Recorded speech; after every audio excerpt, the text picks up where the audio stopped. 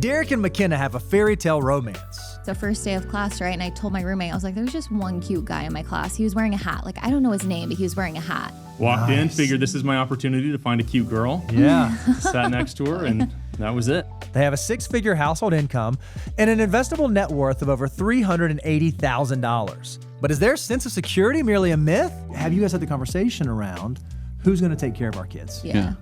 We have a little bit, Have yeah. we? Yeah, I started just recently. We uncover big blind spots that could turn their dream life into a nightmare. Would it be too presumptuous of me to say that, hey, if something happened to Derek, that creates a financial problem, Oh, right? yeah. Like you hop in a car, get hit by a car. Oh my that's gosh. the end of it. Look,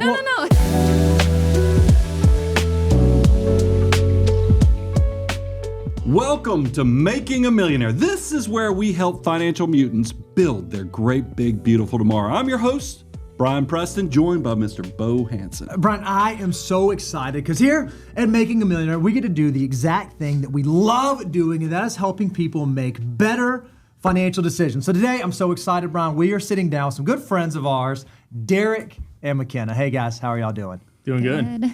Thank y'all so much for hanging out with us. And let us dive into your financial journey a little bit and learn a little bit about who you are, where you came from, and how we can be a resource to help you do money better. Go ahead. Well, I'm from here, born and raised in Nashville. A native, that's super Yes, unique, right? A native, yes. Went out to Utah for college. Okay. That's where Derek's from. Met Derek in college. Love it. Got married and said, I want to move back home. So Okay. there was no option. We were going home. So back here, we have 2 little kids. We have a little girl who's 4 and a little boy who's 1. Oh, love it. I'm originally from Utah. Okay. All my friends, family, born there, raised there, stayed there. So I always wanted to get out. So Okay. when she said she wanted to move back home, I was all right with it. Came out here, started a job, started working there. After about 2 years, changed jobs to a completely different industry. Work in healthcare now. Nice. McKenna was working when we first moved out here for probably about 3-ish years as a photographer. Okay. And then had our first child, and she stopped working. Awesome. And I've kept going ever since. Now, I got to be honest, my wife, she tells me that is not the truth. That's not the way it works. I did not have a child and stop working. I had a child, and my job got way harder. I started working way more. Yes. So I imagine the same was true for doesn't you, stop. right? Yes. It just is a different type of work Yes. that's grossly underpaid, right? That's the way Yes. that works. So we're going to dive into your finances. We're going to talk about what you guys have going on, and we're going to look at that. But tell us a little about growing up. Yeah. What was your relationship like? What kind of financial households did you grow up in, and what did you Great know question. about money as a child that you brought into adulthood? Yeah.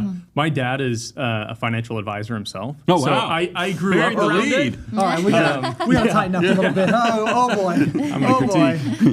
So I grew up kind of, hearing from him teaching me a lot of the principles and just the value of money, hard work for money, things like that. So you never had some crazy story where I went off to college and I got in all this debt and I just wrecked myself because I didn't know what money was. That's not your experience. It doesn't sound like. No, the complete opposite. But for I me, am so. curious, though, because now, because Bo and I resemble this. What age did you actually get interested, or let's say, what age did you actually start investing? I would say I first got into money, though, probably in college. Okay. Started when Robinhood came out, right? It was the whole game. Open up an account, get a free exactly. $20 So or I something. I started trading. Actually, was trading oil and gold. Oh wow. Triple leverage funds. No, why would you do anything else? Obviously, that's the way that we should. I was dumb in college. I made a quick 10% over a couple of weeks and thought, man, I'm a genius. It's the worst thing you can do is to be successful at the very beginning. Exactly. So was doing that with some buddies, having fun with it. But that's what first got me going with it. So my dad's a physician. Okay. I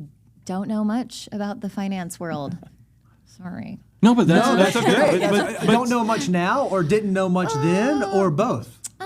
Both. Okay, confession. So in high school, we had to take a half a credit of personal finance. And I liked school. I tried hard. I got good grades. I studied. And personal finance was just not my thing. My teacher, I would drive him nuts. And he's like, why aren't you trying? And I'm like, it's not clicking for me, and I'll marry someone in finance someday. Like I literally like. She went Babe Ruth, called her yeah. shot. You know what I mean? How do y'all communicate? Do you talk about like financial goals that's a good together, question. and are you on the same page? Or are you like, hey, no, Derek, it's your deal. You got it. I'll just follow your lead. Both probably. Yeah, I think high level goals, aspirations of our future, we talk about it. But as far as the maintaining it day to day in the weeds, that's all me. I want you to know you're not uncommon. And a lot of spouses, there's one spouse who like does the majority of the financial stuff, and the other spouse who just kind of follows and trusts. But if you can use that as a tool to have those conversations, it's amazing how robust those conversations can be without like putting you to sleep, making it like a personal finance class, actually making it about, hey, what are our goals? What are we trying to achieve? What are the things that matter to us? Okay, great. Because we are aligned there, the decisions we make will then align with that. So it's a great tool to allow you guys to be able to do that. Should we explain how he did things? Yeah. Believe me, we're going to I don't know what you're going to explain, so go for it. I do have my money that has always been like my money that he doesn't like touch or really even know about. And is that like an investment account, a checking account? What is your money? Checking, right? Okay. Yep. Just a checking account. It's been my account since I was like 12. Okay. Like it's my little, I had a few $1,000s going into college. And when we got married, that was my like, if I wanted to go shopping, if I like wanted to spend like unnecessary money, like I just used my own little money like that I your had. pot. And I was pretty dang frugal with it. Like that lasted me a while. And then when I graduated college and I got a job, I did have like my job money go to that account Okay. as well. So I've just always had my own little money. So He's even now never- still, are y'all, so Yeah, like we you kind of still have have it. separate? Yeah. So walk us through, how do you, as a yeah. household, how do y'all do like joint accounts, separate accounts? What does that look and like? I do want to preface with, I think the main reason why I wanted to do things that way is I always knew I just wanted to be a mom. Like number one goal was to be a mom. Okay. And so I really wanted, like when I got my job after college, I was like, I want him to be able to have a job and be able to financially take care of us and not be dependent on my job, because someday I'm going to stop working and I'm going to be a mom. You still have your money now, still even now do. today. Yeah, have, like, it's you're still lasting me. Someday it's going to run out, and then we're going to have to reevaluate Then how we we'll do have the things. fight. Yeah, The fight will come. I will say one conversation when you asked that question that I remembered is we were actually in a Walmart parking lot. That's how well I remember it. Oh, And I boy. remember I don't know saying, what's I don't know why we were talking about it or how it got brought up, but I thought, I could live an incredible life off of $100,000. Sure. And McKenna goes, no, we can't. He's like, you need to set your sights higher, and I think you can, Right. right? But for us, for the lifestyle we want to live, for the lifestyle we have, I always want to make more than I have now. Sure. It's, Yeah, I it's, think it's that's- always been my That goals, is one but- thing that we do talk about quite a bit is I don't ever want there to be kind of a cap. I don't ever want there to be like this is our end goal of the money that he makes. And then we're settled. Like always set another goal. Always just kind of keep reaching higher and higher. I don't know. But So, yeah. so let's talk about those goals, right? So you guys clearly have some financial goal. What are the goals that you are working towards? Yeah. Like when you talk as a couple, here's what we want money to do for us, whether it be today, 5, 10, or 30 years from now. What are your goals as a couple? And what are those things that you want to be working towards together? So I would say probably more shorter, 10, 15 years down the road. Definitely want to pay for our kids' college. Okay. That's a goal of ours, or help them out, I would say. Okay. I think help them out with paying for a car Okay. when they turn 16. Do y'all think that will be a conflict point down the road, or do you think it will be okay to do the used car where the child even has to put some money up on it, or is that going to be a fight? It'll be a fight, but I'll win. Let's make it. So you said your oldest child She's is 4. a little girl. She's 4. Yeah. All right, so let's we fast forward. have some time. But she to figure turned this out. 16, and it's time for her to have her very first car.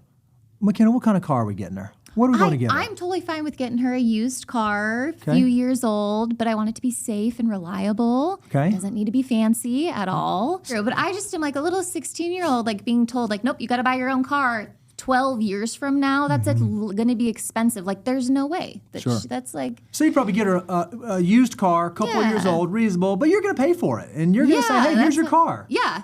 And I don't know how, like, my parents, they bought a car and it was passed down from sibling to sibling. So I don't know if we'll do it that way and have all of the kids use it, or if we just buy it for one kid and then buy another car and then be like, this is your car. Like, now we're not going to help you. Like next time you need a car, it's on you, you know? Okay. We've got an account that's already tagged as the car fund. Oh, I've seen it. okay. I saw it. All right. I mean, it's in there. We're going to talk more about that.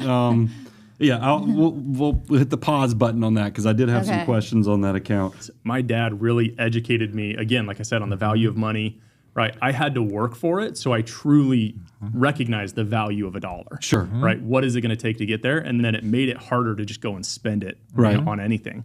That's my biggest goal is educating my kids, helping them understand, and hey, here's what you can do with this money. Here's how it can really set you up for your future.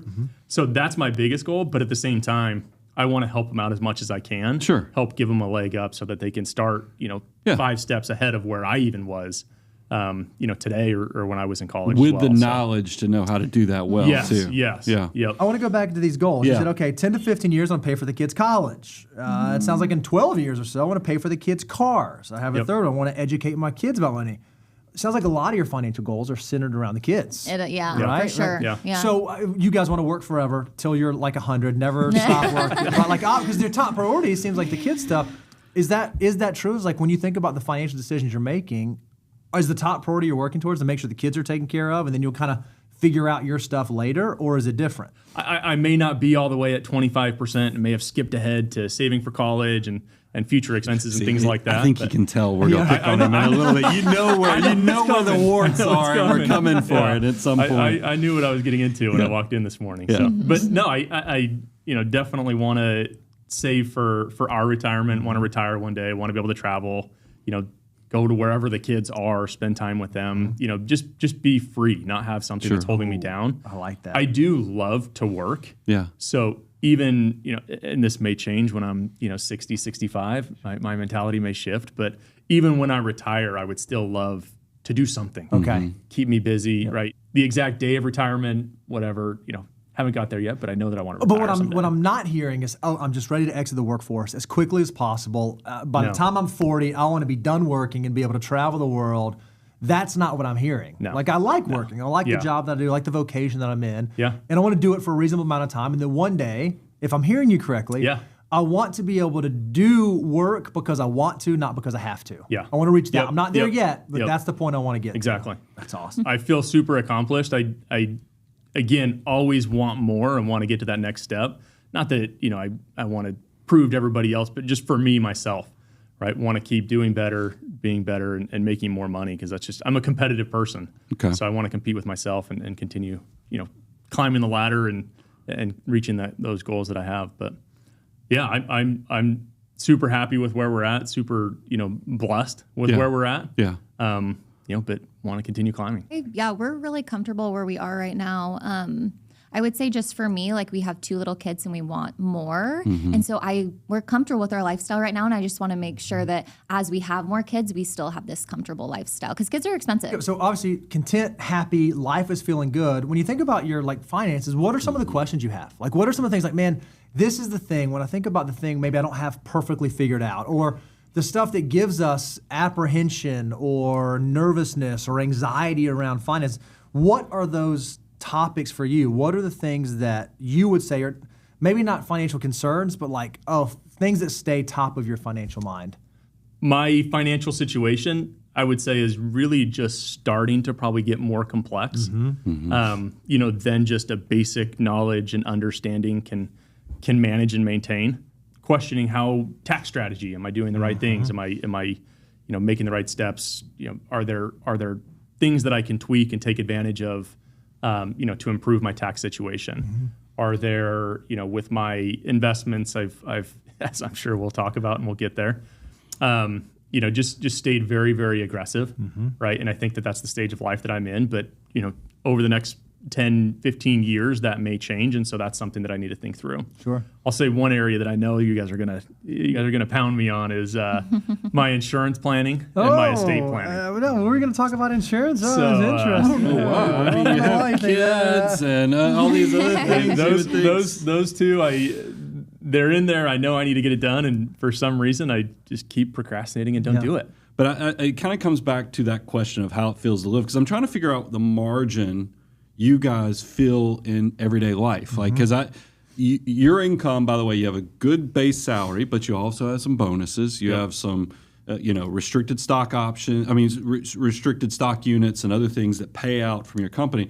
So that stuff comes in lump sums, whereas you're on a base salary.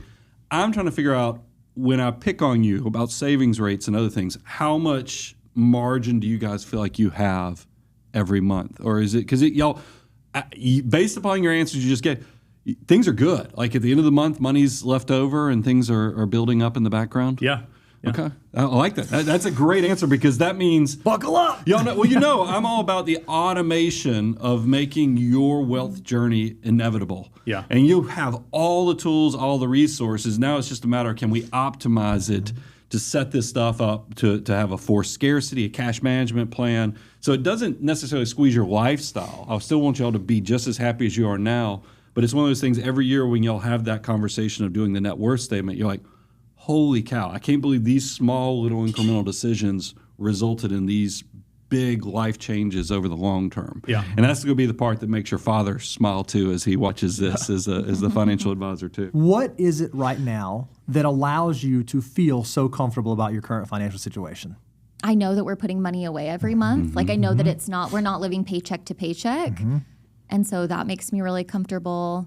It sounds like from a marital standpoint, you have a lot of confidence because Derek's here, right? Like Derek's here, and he's able to kind of like shepherd and shield that financial burden from you. Would it be too presumptuous for me to say that, hey, if something happened to Derek, that creates a financial problem, right? Yeah. Like there's something that exists there.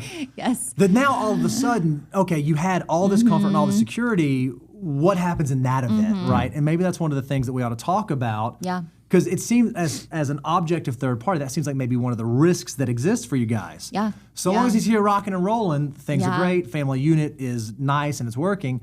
But if there was something that happened there, then it probably does become a little more problematic. Is that fair to say? Yeah, for sure. I did notice in our notes when we were prepping for today's recording, y'all don't have a will yet. What's the apprehension? Why hasn't that happened? Because it's not like this is the first child. Talk about. I know Right? it is, but what makes it scary? What makes it scary for you guys? I don't want to think about dying and leaving them. Yeah. That's scary. But it's so much easier to have it in your 20s, though, for that discussion. Yeah, in 30s. I mean, versus you get to my very age true. and you're like, holy cow, we might be already over the halfway point. Do you guys, you hop in a car, get hit by a car. Oh my that's gosh. That's the end of it. No. Let me ask you a question. Have you guys had the conversation around who's going to take care of our kids? Yeah. We have a little bit. Have yeah. we? Yeah. We just recently did. Well, my parents would definitely be right. And it gets tricky too with like age and stuff. I'm the oldest, so my parents are younger. His parents are a little bit older, plus they live out of state. It makes definitely the most sense for my parents to take the kids. They live 30 minutes down the street from us. They're younger. But then obviously that'll change as they get older, you know? Yeah, I think having the conversation, once we get past the fear and the anxiety of, I don't want to think about that. Right. I think we'd be on the same page and it would be a very easy conversation. But I think what's interesting is you guys, just even right there in that interaction that you had, you said, oh, yeah, it's clear. And he goes, who? Yeah. Right? So But I'm surprised. Just wanted to make sure. As difficult as it is for even you guys to have that conversation and for you guys to even make sure that you're on the same page, you have to imagine for a moment how much more difficult would that be if something happened, you guys. And then not only do your parents become part of the conversation, but then so too do your parents. And the so do state. your siblings. And then the state has something to say about it. As hard as that decision is to have while you guys are still on this earth, it becomes exponentially more difficult to have if you're not here to speak on behalf of what your wishes are. Because then you leave the family guessing, well, I think my parents are going to be, well, my parents are older. And then your sibling says, well, no, it should be us because the cousin. And from a risk management standpoint, I got to believe above the finances and financial independence and above everything else in your life going on, your kids are probably your top priority. So when you think Obviously, we heard it on the list. Yeah. It really was. like when you think about the thing that you want to protect and the thing you want to make sure is covered, it's probably that. And while you guys are here, you feel confident we can provide and take care of our kids. But part of the responsibility we have as parents is, if we're not here, who's going to be that person? And is the same person who's going to take care of the kids also going to be the person who's going to take care of the money to make sure that the kids are taken care of and provided? Those are really, really hard conversations to have. But dare I say, for young parents who are square in the messy middle, which is exactly where you guys are, they're probably the most important conversations to have, even more so than like savings rate and investment structure. And like those are the ones that matter because those are the most unknown unknowns. You hope that it never happens and it's never something you have to deal with and it's a non-issue. But if ever were an issue, you'd want to make sure you solve that one. And realistically, it's a difficult conversation, but an easy problem to solve. You sit down and you meet with an estate attorney or you guys work together to figure out, okay, this is who we want to take care of the kids and this is how we want the money and this is what we want. This is our vision for their life. I think in terms of like prioritizing stuff that you ought to walk away from here with, that's a big one. Do we have wills and estate documents in place to explain what our wishes are? And look, the reality is you guys are so far away from this actually being the real concern. It's more of just a risk mitigation. That's right. It's more of a thought exercise at this age. But I'll tell you, doing it early and kind of the peace of mind that comes from that. And then also you're going to get, one day you'll wake up and you'll be my age and you are at that point where you'll still know this exercise was valuable because there's a plan that's already got the intention. It lets your emotions, let your desires be recorded versus your loved ones. Because I think y'all would struggle with the abundance of too many loved ones, too many cooks in the kitchen, trying to figure out how they love on this situation, and it creates chaos. But we're going to talk about life insurance. And here's the good news. Let's talk about it right now. This is a great time we to don't talk sell about life that. insurance. You know, we're fee-only fiduciary advisors, but it is one of those things because I imagine, because you've already said it, Derek. You said, I know you guys are going to pick on me. Tell everybody how much life insurance you have currently, and then tell us what's the apprehension on where it's at. Because you've heard, I loved hearing McKenna share how comfortable and confident she is in you, but then to hear kind of the life insurance part, there's a little bit of a disconnect. Yeah, no, definitely. Right now I think through my work, I get for free like 2 times my salary. Okay. I will say before I did increase that, I think to maybe $1 million. Okay. But probably 2 years ago or so, our company got bought out, changed the whole plan and everything. And ever since then, I didn't carry it over, didn't renew it, didn't do any of that. So honestly, I would say probably the apprehension or the reason I haven't done it is just, lack of doing it. Is there fear of expense? Is there fear of health or any of that stuff? No, it's just okay. No, it's just busy life. procrastinating. It's appropriate busy, to say not doing it. It's an important financial thing that fell on the back burner, and it was easy for it to fall on the back burner. Yeah, All right. So again, I want to make this real, and I hate to make it so real, but I make it real. Something happens to you, you walk out, you get hit by a bus, and all of a sudden you have whatever you guys have saved up right now, plus 2 times his annual salary. How long will that allow you and the kids to continue to live the lifestyle that you would like to live? Not very long, probably. I mean, probably Not as about long as you want to. about 2 years, Yeah. right? Before you.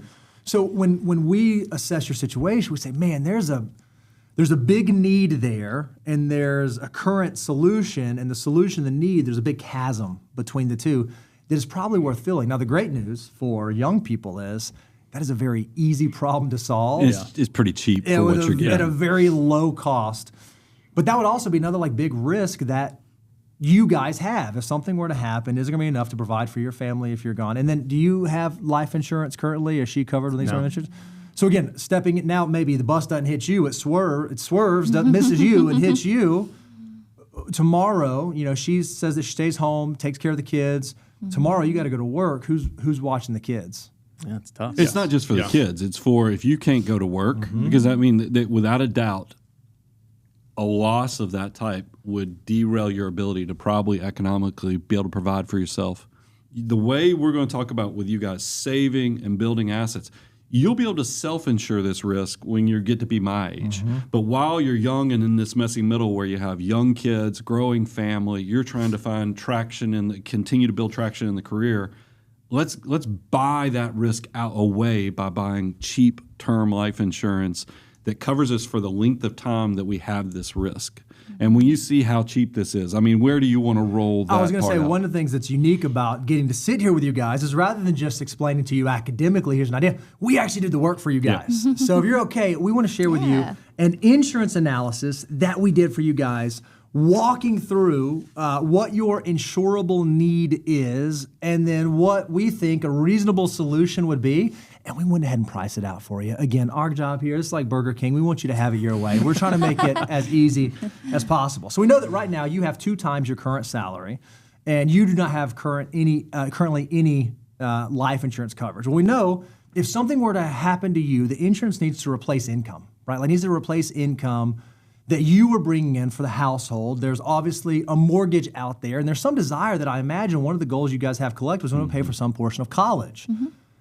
If something were to happen to you, then even funding college now becomes a void that for 2 children would need to be solved. So what we did is we did an analysis showing, Derek, your estimated insurance need. Now, the way this is laid out is we have your current portfolio down here, where you are currently, because obviously if something were to happen to you, you have the resources you've built so far, and then you have your current insurance. So we have your current portfolio and your current insurance. We mathematically calculated, I'm going to use a bunch of big words here, and I'll explain what it means. We calculated the present value of your future earning potential, and then we took the present value of how much college would cost when the kids get there, and then we took the value of your mortgage today and said if we put all that together, how much would need to be in place if you were to die tomorrow for you to be able to still do all those things, still be able to live financially independent, still be able to send the kids to college, pay off the mortgage if you so chose. And what we determined is that your insurable need, Derek, is probably somewhere close to $5 million or so. Doesn't that number sound huge, though? It sounds big, right? It sounds really big. But again, you've laid out the goals that you guys have, and so that's realistic. And right now, you're covered at 2 times salary, and you have your current portfolio, which the sum of those two is not quite at $5 million yet. So there's a void, right? There's a chasm, there's a fill. Well, one of the things we said is, okay, well, what are some things they could do? And we love low-cost term life insurance. And what we recognize, too, is that some of the stuff will decrease over time, like your mortgage will decrease over time. Once the kids are out of school, you don't have to pay for school anymore. And as your portfolio grows, it replaces more of that. So your insurable need decreases through time. So what we determined is there's really 2 options that you could satisfy this void for where Derek is. Option number 1, we could look at a $2 million 20-year term policy. We went and priced that out at the second highest health rating, assuming that everything's normal, which it seems you guys are young, that's going to happen. For you to get a $2 million policy for 20 years is only going to be somewhere around $900 a year. Not a month, a year. You sleeping better at night, knowing that if something were to happen to Derek, having that money in place to be able to provide for you and the kids, is that worth $900 a year? Yes. Obviously, right? So we could look at a $2 million policy for 20 years, and we could look at another $2 million for 25 years, because we think that the void is probably somewhere close to $4 million that you're underinsured. For a 25-year, $2 million term policy, you're looking at about $1,350. So you could have $4 million of insurance for right around $2,000 a year. Not crazy, right? Like that's not wild.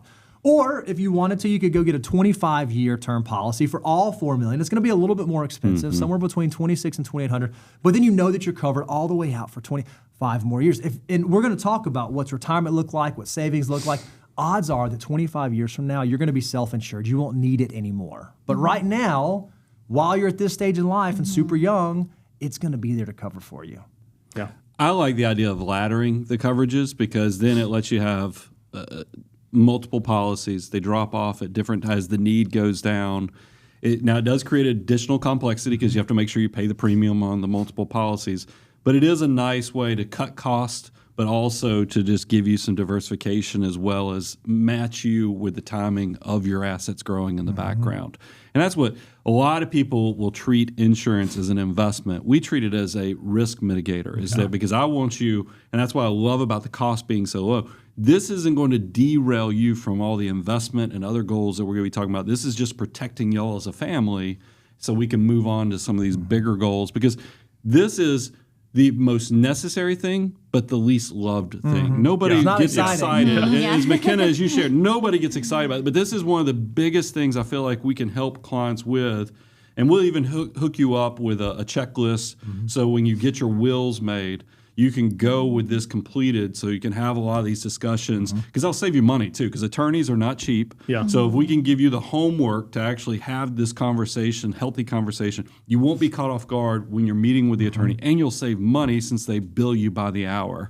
So we'll hook you up with those tools as well. But it's not just you that has an insurable need. We also said, McKenna, you have an insurable need. So we did a capital needs analysis for you as well. And essentially what we have is we have the portfolio that we have in place, but odds are if something were to happen to McKenna, you don't want to start burning through your portfolio assets. So there probably is some insurable need. The good news is mortality-wise, ladies are expected to live longer. So the premiums for you are actually even cheaper than they are for male counterparts. And so what you can see is for a 20-year term policy, for $1 million, you can get that place for somewhere between $500 and $550 a year. It is just incredibly inexpensive. So what we just laid out is that putting some term policies in place for both of you can likely be done for around $2,500 a year. And you can literally check that box and not have to worry about that one anymore. So if I'm giving you more homework items, one of the things I would think about is, hey, should we, and this is not specific recommendation, this is just general advice for you to think about, should we go look at getting some term policies in place, maybe $4 million for Derek, maybe $1 million for McKenna, and then we can say, hey, we have checked our life insurance need, our kids are gonna be provided for, now we can focus on the fun stuff. Now we can get to talking about what kind of car are we going to buy this 16-year-old little girl when she gets there. That is not where I wanted you to go with it. That might be where they want to go with it. That's not where I wanted to go with it. Awesome. All right, Brian, so we've talked about some of the risk management. We've talked about some of that. Let's talk now about the fun stuff, because insurance is something that people spend money on they never want to use. Hopefully you never actually get to utilize your life insurance. That means you wasted that money for 25 years. Good. It means you didn't die. That's a win in our opinion. Now let's talk about the fun stuff, saving. When you guys think about saving, when you think about building, when you think about growing your assets, walk us through what y'all do. Where do you save? Where do you put your money? Where does it go? How do you decide how much? What's that look like? So the automated portion of it, the easy stuff, right, is 401k. Okay. 6% goes to 401k. Get the maximum match from the company. Is that what's required to get that match? Yep. Is 6%? Yep. It's a 6% and then a 4.5% match. Okay. Oh, that's great. That's great. And then I think today, about $6,000 away into an HSA. Okay. Which I'm getting better at using it the mutant way versus as just a transactional account. I put $200 away for each of the kids' 529s. Okay. So $400 total. And then I think the only other one that may be automated is my Acorns account, which is the kids' car fund. Oh, there we go. Okay. Which I put, I think, $100 a month into that, and then $25 a week. Real financial mutant stuff. $25 a week. Can I tell you what I think is going on subliminally? Because I did the exact same thing. When my daughters were born, I set up a few $100s. It started off as $100 a month. It turned into $200 a month into custodial accounts, all because I had this big fear that my wife was going to want big weddings. And I'm such a tightwad on things. At the time, I had to trade in my tightwad card. But at the time, I was so stressed out about it. I was like, I'm going to go ahead and front end load the funding on this so this is not an argument down the road. I couldn't help but when I saw this Acorn account. And then I know it's supposed to be rounding up, but then I see that you're putting in $25 a week. So it's a little more intentional than just a rounding up.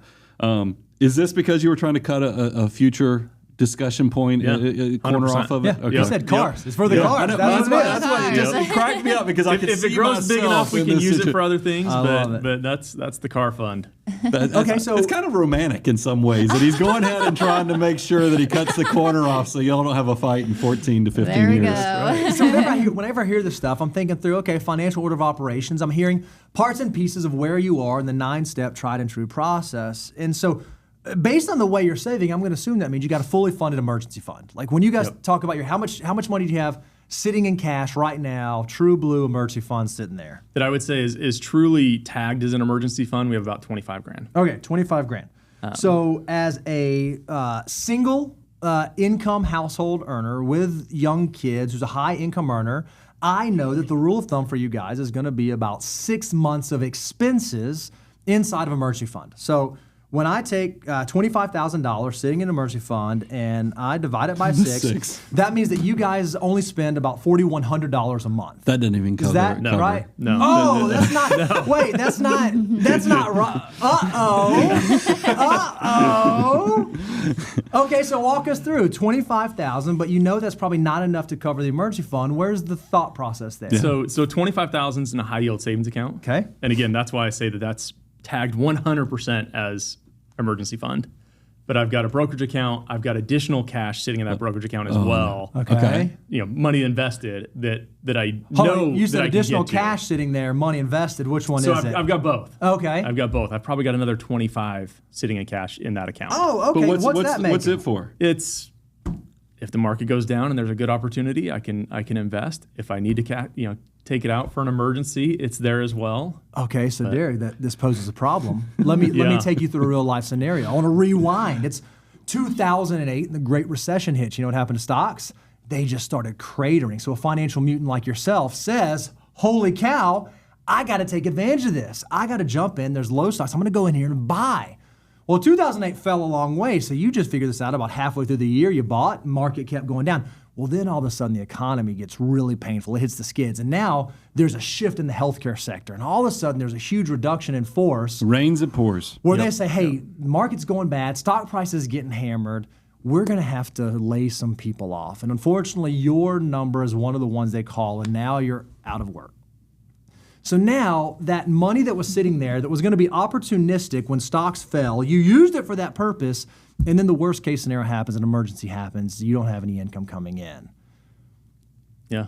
You got a problem. Well, right? and I You got think- a problem. By the way, this is a financial mutant risk that I see I fell into this. I've detailed it a lot when we've done content.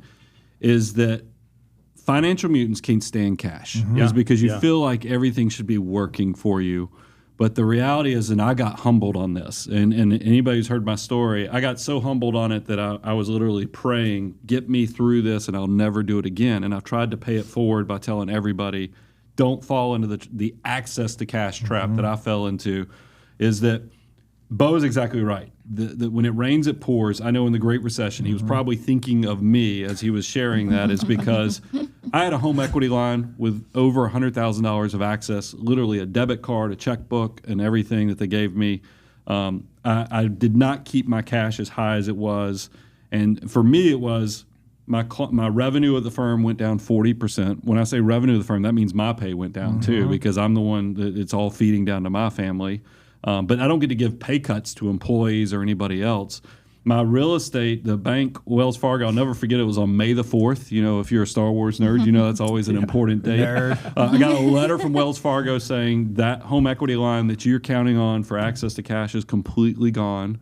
And then it was like everything and anything had gotten crushed because the stock market was also getting beaten up. And by the way, this is not something that everybody thinks the Great Recession was just 2008. It was bad on the real estate side for 2009, 2010, 2011. It really didn't start seeing things go back up until 2012 on real estate and some of those other things that I was counting on. I would encourage you to put a moat around your emergency reserves. It's almost something that is so valuable. There's a reason that when we talk about the financial order of operations, it gets 2 steps in the 9 steps, is because it is cash that will protect you from the desperate decisions. And I think that you have built, y'all's relationship is so beautiful in the fact that there's a lot of comfort, a lot of trust, and that builds something that's really special. This is going to be the stuff that I see as being the pothole that really can derail that, is if it's built on a house of cards versus being truly having the foundation. And you're so successful with opportunity that you don't have to fake it. You don't have to kind of build this thing on a house of cards. You can actually do it the right way, get the fully funded 6 months, and you'll be much better. Because even if Bo does the exercise of 50,000 divided by 6, it's still, I know enough about where your mortgage is and other things. That's not even where you likely should be. We should beef that up even more. It's just so hard to put 50, 60 grand into cash. Well, tell me this. that's what Inside of your brokerage account, that $25,000 you have sitting there right now, what's it earning? Nothing. Yeah. Oh, so that was the other thing. You know it's worse than you're a financial mutant that doesn't even earn money on the cash. Yeah. That's so let's do that. Let's do the exercise. If we take $25,000 plus another $25,000, that's gonna be $50,000. We divide that by 6. Now we're at $8,300 a month. Getting Could you closer. guys live off of 83? Like, does that kind of match more closely to what Yeah. your living expenses are? Yeah. So if that were the case, then the argument that we would make is that all of that should probably be in a high yield savings account. Well, the great news is that right now high yield savings accounts are paying like 4.75%. So while it's not super fun and while it doesn't get you super excited, if you just take $50,000 and you can make 4.7% on that right now, that's another $2,350. So one of the things I would think through, again, if I'm thinking through homework items, is we probably ought to, if we're really going to follow the food, really going to do risk management, we're so successful that we don't have to get cute with it. I would think about chiseling that money off actually as your true blue emergency fund, somewhere around $50,000 in a high yield account. And then you know what? Once you've done that, you don't have to think about cash anymore. You don't have to enter your lexicon. I like 50 as the minimum, but because I already see you wired as this financial mutant, I think it's 50 to 60 because that's going to let you not only have the moat of lifestyle and expenses covered, but it's also going to let you scratch that itch of having some capital down the road. And by the way, 50 needs to be your first number to reach, but then after we true up some of these other steps of the financial order of operations, that's going to be where you come back as part of step 8 is probably to get that up to 60. Okay, that's my thoughts. I love it. All right, so we're gonna, fix that problem, right? So we're gonna do that, and now we're thinking about our savings. So we got 6% going into our 401k. Then we have another $6,000 going into our HSA. And then we have 529s. I'm gonna argue that's not part of a 25%. That's part of a prepaid future expense. We have acorns. I'm gonna argue that's not part of the 25. It's part of prepaid future.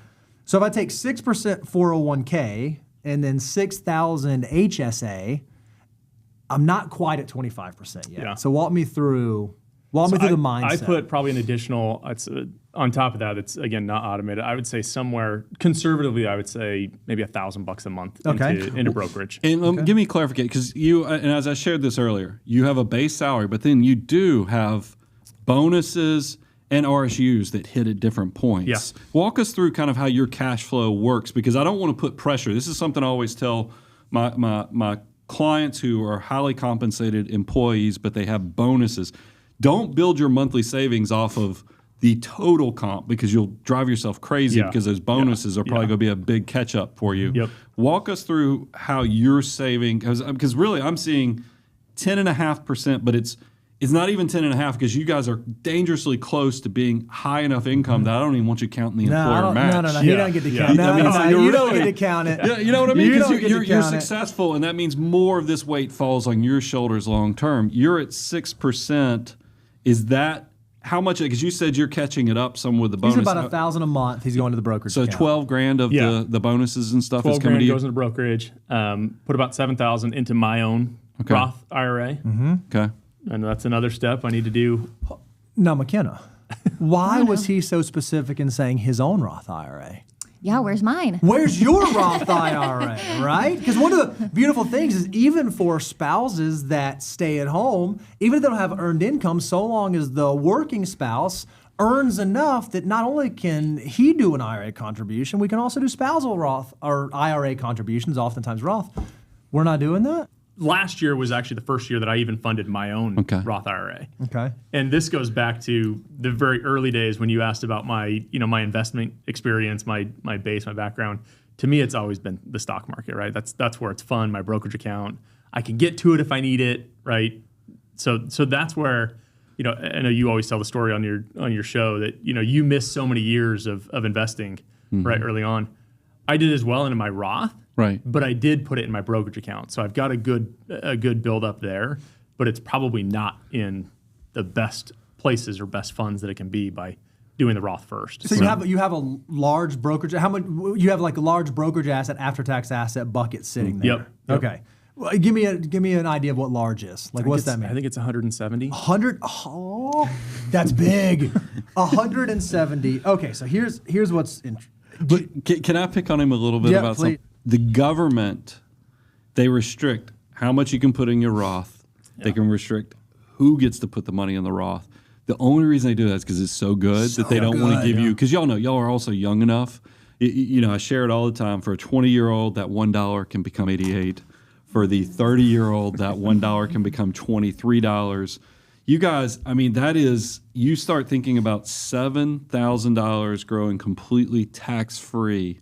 It's good that you have this large brokerage account, but you're also going to feel the headwind of taxes on that. Especially, because here's the thing, more money, more problems in a lot of ways is that your tax rates will continue to go up. And as your taxable account generates income for you, you're going to feel it more and more. Whereas your one ray of sunshine is going to be those Roth accounts.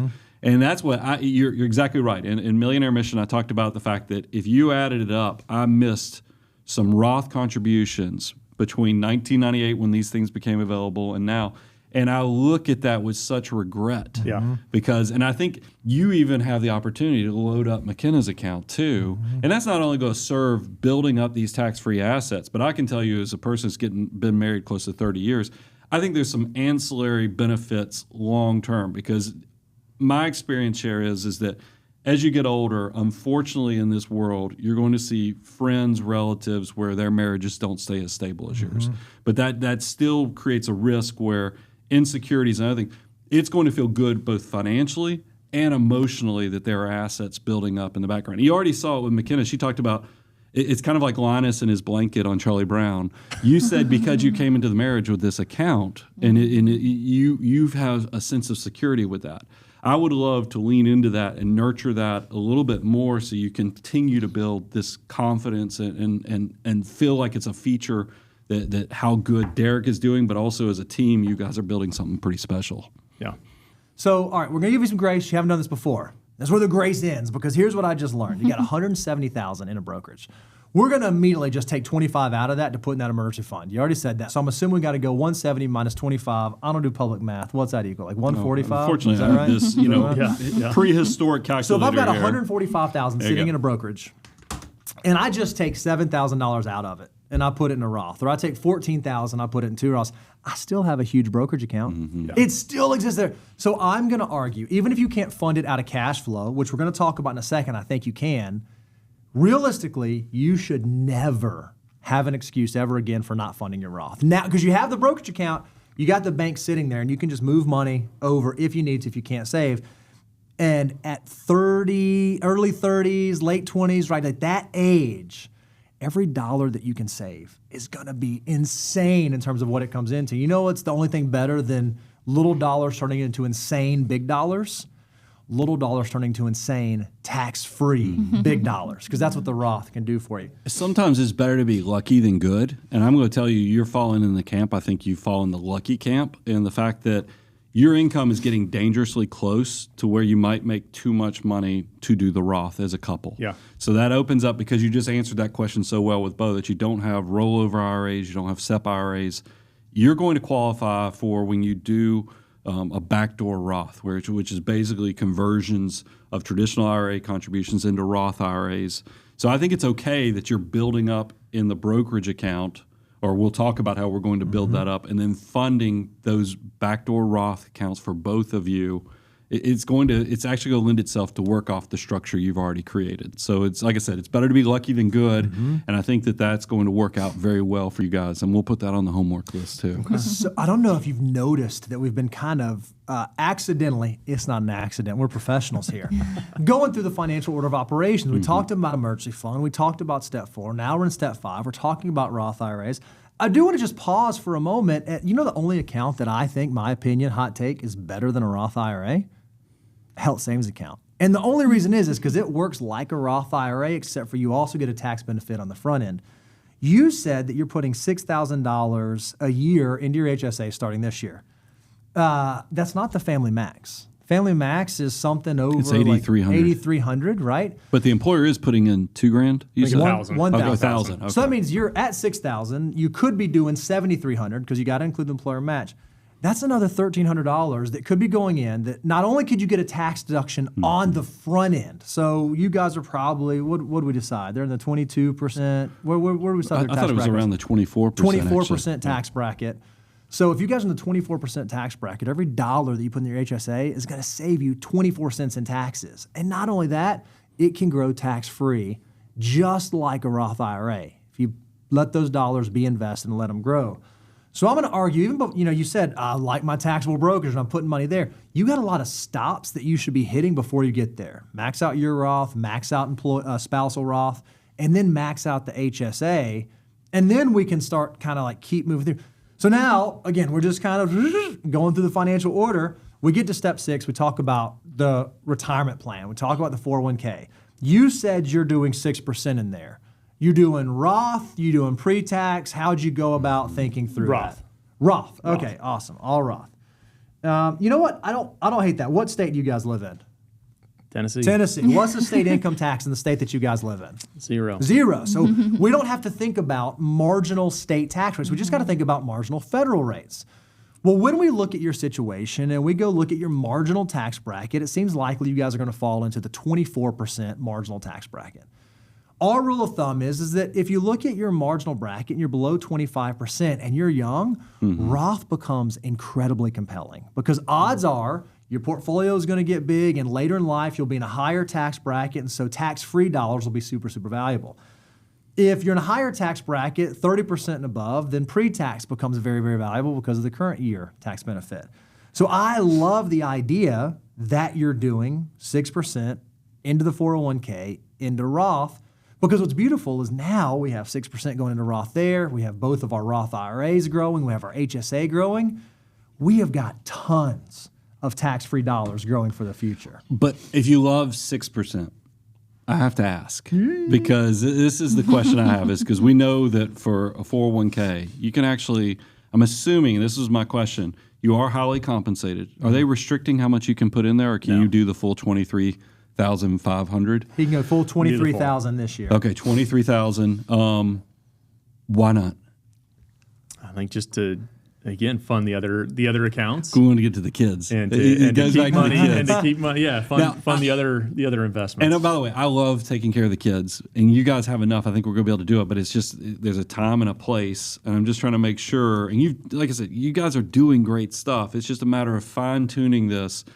I would love if you would take your contribution rate from 6% up to 10%. I know that's squeezing you a little bit, but it would get you really close to actually maxing out. Because I think with all your bonuses and everything else, and by the way, if you want to, because it's a cash flow issue, a lot of employers will allow you to put your bonus compensation as a higher contribution rate than your base salary. So you could keep your base salary 6%, 8%, maybe 10% if you want to stretch yourself, but then you can make your bonus compensation 12, 15%. So that way it's not squeezing y'all's monthly cash flow. But I'd love to kind of challenge you to create that automated, inevitable wealth building journey, because you're at the dangerous point of you shouldn't be able to count your employer's match. You're so successful. I want you to build some separation and start that process of letting the money pile on top of itself. Mm-hmm. When we are telling you, hey, you ought to be saving more money, how does that make you feel? Like, does that make you nervous, uncomfortable? Do you feel like, oh, how are we going to do this? How are we going to squeeze this balloon?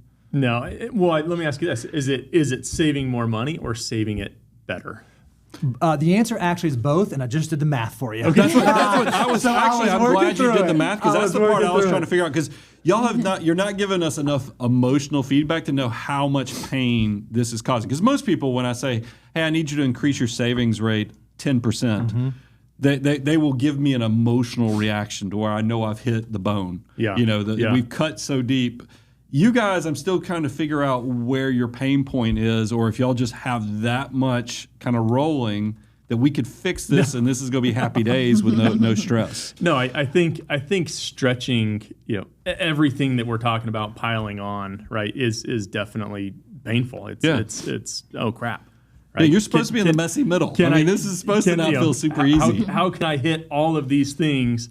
And, like you said, I know you're going there, right? Following the order of operations is that kids. That's there's some of these goals to us that have been such a big, important goal that, we have skipped over some of, completely checking the box on 1, 2, 3, 4, 5, right? Getting all the way up. So I would say it's definitely painful. I'll say as well, I came in here thinking I'm doing really good. I'm really smart. Right. I feel a little bit different. And we don't. You are doing really good. You are really smart. Those are objectively true. Those are true statements. Could you be doing more, and could you be doing better? Yes. Yeah. I went ahead and did the math because, hey, we're sitting here. Why not do the math? To give you some context, you're about $20,000 short in your savings, right? So if you're thinking about how painful does it need to be, the answer is about $20,000. I figured out what I estimate you're currently saving based on the numbers I know versus what we think you ought to be saving. So that in your mind should be, okay, that's where our shortfall is. So then when I think about the financial order of operations, how should I be attacking this? What I want you guys to think through, and maybe you even jot these numbers down. Okay, going through step 5, $7,000 to my Roth, $7,000 to my spousal Roth, $7,300 into my HSA. My employer is also going to put $1,000 on top of that. Then I'm going to max out my 401k. I'm going to do another $23,000 into my 401k. What's great is even above and beyond that, at the income level that you're at, you're still going to be able to save money into your taxable account. You're still going to be able to have, and you could stay around that $1,000 a month going into the taxable account. And if you can do all of those things, you're going to be able to check that 25% mark. You're going to be able to hit that. Right now, you're not exactly doing that. You're doing about $12,000 into the taxable.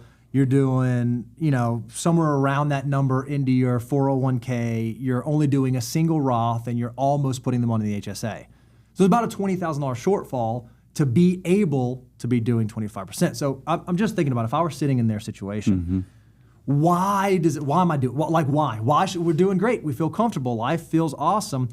Again, we had the ability to do this. So we wanted to take it a step further. And we think that when it comes to really setting financial goals, but making financial goals feel real, we wanted to begin with the end in mind. Yeah. What are we working towards? Why are we doing this? You guys kind of told us what you thought retirement might look like in terms of your spending. If we could just maintain the standard of living that we have right now, what would that look like? How do we know we're doing the stuff that we should be doing? And you told us, hey, based on where we are now, this is what we would like to have to be able to live the life that we want to live on our terms. And so again, using our fancy dancy financial math, we figured out what the need would be for you guys to be able to retire right now, and we did a retirement analysis for you. And what we know is that right now, if you were to retire today to live the life that you want to live and be able to fund all the things that you want to be able to do, you guys need about $5 million today. You're not there yet. No. But we know that present value of that is $5 million. Okay, well, what does the equivalent of that look like at age 65, at like a normal retirement date? What is your number? Spoiler, we used our tool to do this. You've heard us talk about the Know Your Number course. This is exactly what it does. We know that the number you guys are working towards is about $8.1 million. So you think about where you are today, the number that you need to get to, your number that we've defined based on the information given us, is about $8 million. So we said, okay, great. We know where we are. We got plenty of time. Surely we're going to be on track to hit that. Here's what we uncovered. Even though you guys are comfortable, even though you guys are doing great things and doing the things that you're supposed to be doing, when we look at what we project out and we make a reasonable rate of return assumption and we make reasonable inflation assumptions here, you guys are on track by 65 to hit about $6.5 million.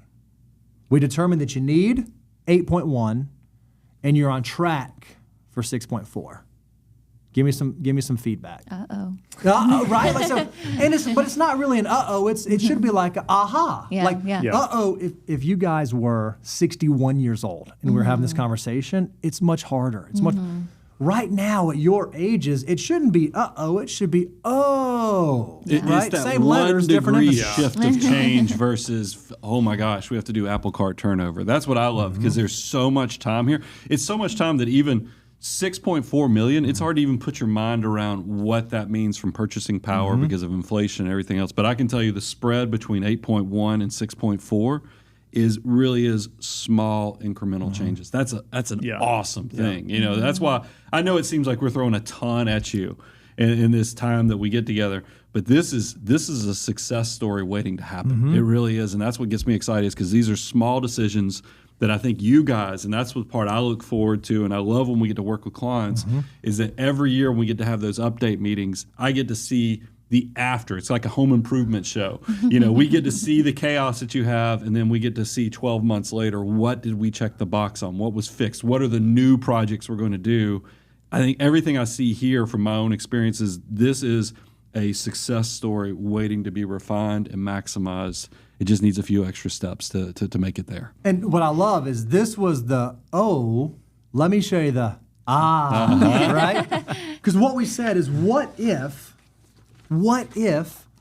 we begin saving 25%? How does that change? Right? And remember, this is all based on You need $5 million today. At 65, if you were to work that time, it would need to be about $8.1 million. Well, realistically, that number shifts with time. What we recognized is that if you can start saving 25% today, rather than having to work all the way until 65 to be able to hit your number at a 25% savings rate, by the time that you get to 60, you will have reached your financial independence point. So saving 25%, not only does it close that $2 million gap that existed for you, it actually accelerates the timeline. Yeah. It moves you faster through time to be able to get to your financial goals. So then at 60, you can decide, do I want to keep working? Maybe I do. But do I want to travel the world? Do we want to go move closer to grandkids? If you can start that behavior now, it allows you later in life to be in the driver's seat and not you to say, oh man, we did everything almost great and we did everything pretty good, but we still can't quite live the life that we want to live. We're going to live the best we can with what we've been able to do. You guys are still at the point where you can change that and shift it, and it does not take a ton of hard work to be able to do that. Give us some thoughts and feedback on that. So what I heard is sooner, bigger.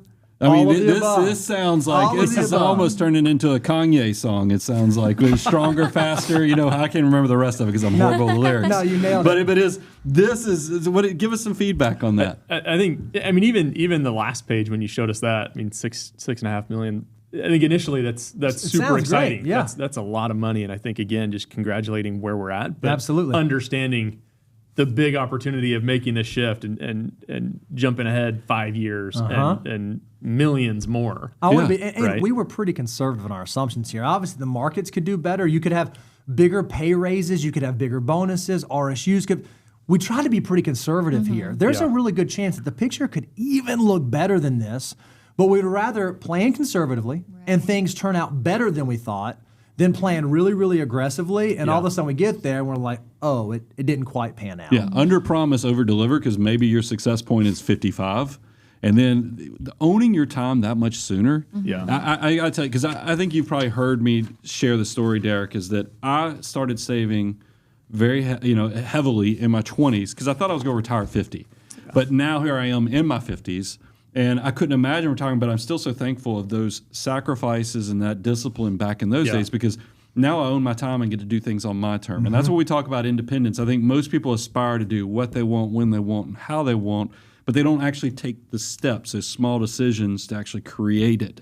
You guys, this is supposed to be the aha moment that it lets you see you get to do it all. And by the way, what I love is, because just staying on the concept of the financial order of operations, the kids. I mean, we kept hearing the kids. That's it. That's where front and center, whether it was college, whether it was car. We didn't even get into weddings and all the other stuff. What I love is everything we just shared with you. I think you have the opportunity. You don't even have to shut off your $200 a month for the kids because what you already have coming in just needs to be restructured. You kind of asked that question earlier. So you can keep the dream going for the kids. It's just that it won't be faking it until you make it. You'll actually be checking all the boxes. Yeah, I don't think it's an easy answer, right? I mean, we definitely have to stretch to get there. It's really going to take, looking at everything, looking at all the buckets, looking at all the, the expenses and everything, and probably pull back on some things and just be smarter and tighter than we are, which is probably not what you want to hear. But no. I think again, at the same time, and the reason I'm probably not reacting and fear is, I think, again, I know we can do it, and I know what's at the end of the tunnel there when we get there. Yep. Knowing and having that financial mindset and understanding where this can take us, it's super exciting. But at the same time, I will say, and this is maybe where I'm, skipping some of these steps, is I want to make sure that we're enjoying the journey along the way. Yep. I want to make sure that, we're not so tight. Again, looking at, other people, my dad in particular is one, right? So tight, such a big saver, which has been incredible for me to set that foundation. But then I want to take it even one step further. And I think he would say the same thing, right? Use me as a base and stand on my shoulders. That's right. Take it one step further and enjoy the journey along the way. Yep. And so that's where, again, I get into that, oh crap, how do I do all of these things, enjoy the journey, not be so tight, be, open and willing, turn in that penny pincher card, that tightwad card. I got to pull it back out. Yeah, but here's Here's the great news. What we just showed you was like, it was the goal, right?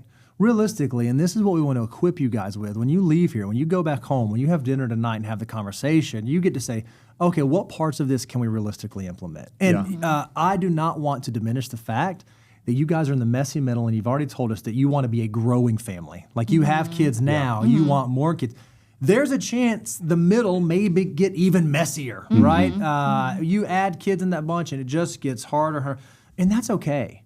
We showed you what 25% can do for you. It does not mean that you have to do 25%. It doesn't mean that it has to be now.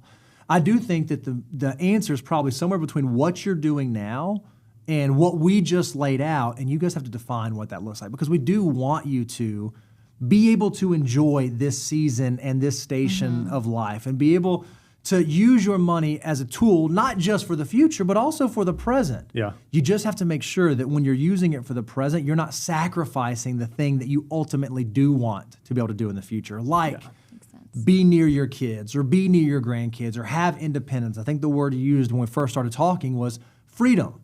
We want to position you with the highest likelihood to have freedom as early as possible for as long as possible. You guys have to figure out how inside of your family ecosystem that works right now. And it may be, hey, right now we can't do 25%, but man, we can do 20, we can do 21, we can do, whatever the thing may be, and you'll figure out where that balance is. The earlier you can hit the number, the earlier you're going to allow yourself to have options in the future. We've done tons of talking. We've just thrown a ton at you. What questions do you have that we've not answered? What things are you curious about that we can speak to be super valuable for you guys? Again, I knew some of where this was going to go when we started. I knew that there were very alarming holes in our financial plan and our financial situation, insurance, estate planning, things like that. It's been incredibly eye-opening for me to just see, truly the steps and checking the box completely within the financial order of operations, as opposed to, I think I'm doing a good job here. I've got a goal here. Let me take a step, 2 steps ahead and go here. Again, that's a goal, and I don't think that it will change. But I think just being smarter and more intentional, I would say, is probably the right word about those first few steps and really maximizing the opportunity. So how about your feeling? Do you feel optimistic? Do you feel overwhelmed? I mean, give us a feel for how you feel on some of these things we shared with you guys. Probably, for me, more optimistic, but a little bit of both. Again, I came in here thinking, I've got this down. I'm doing really good. But knowing that there was opportunity, I didn't think I was the smartest guy in the room, right? I knew that coming in, but just seeing, how much more opportunity there is. And like you've said, we've got the means or pretty close to the means to be able to do it. Sure, it's going to take some stretching and maybe some reprioritizing and everything, but extremely optimistic to know that, we're doing really good. We're on a really good track today, but we could be better and truly so much better. Yeah.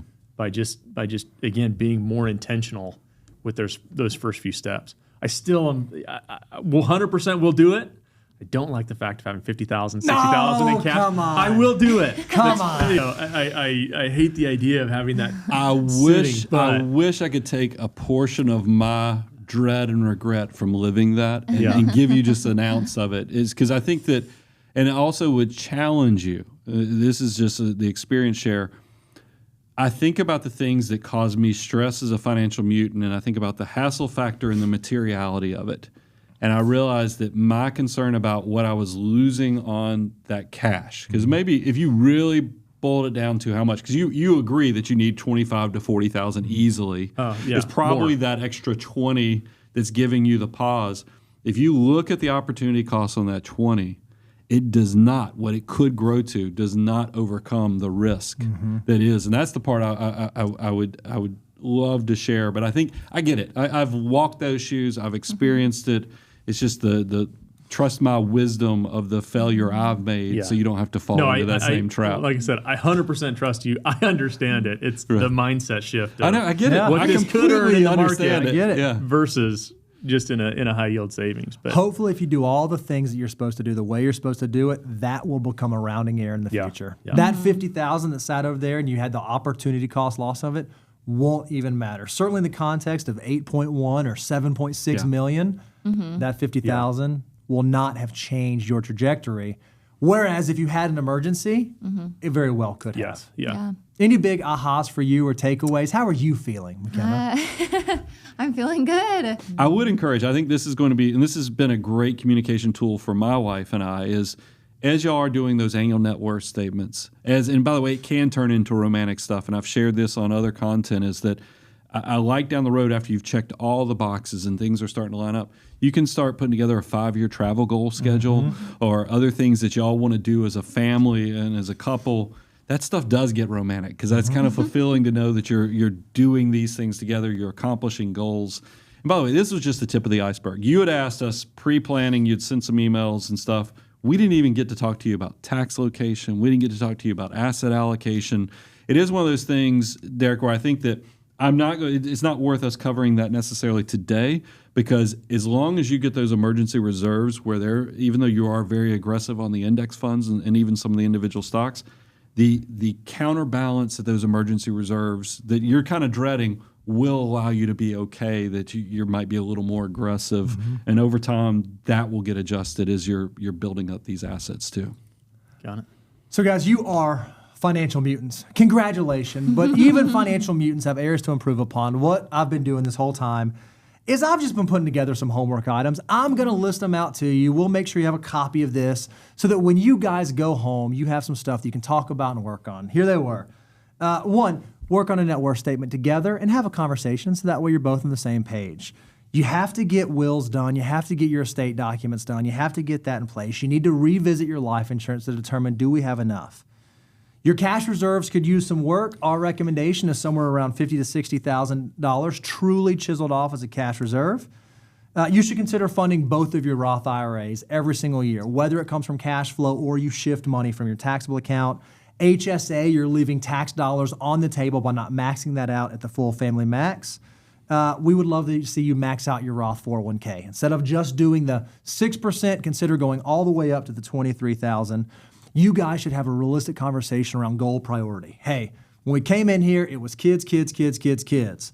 That's okay. Should it be us, kids, kids, kids, kids, kids? Yeah. How are we going to navigate that together? And then you can use that money that you get back to schedule this date night to go have all these wonderful marital conversations. Awesome.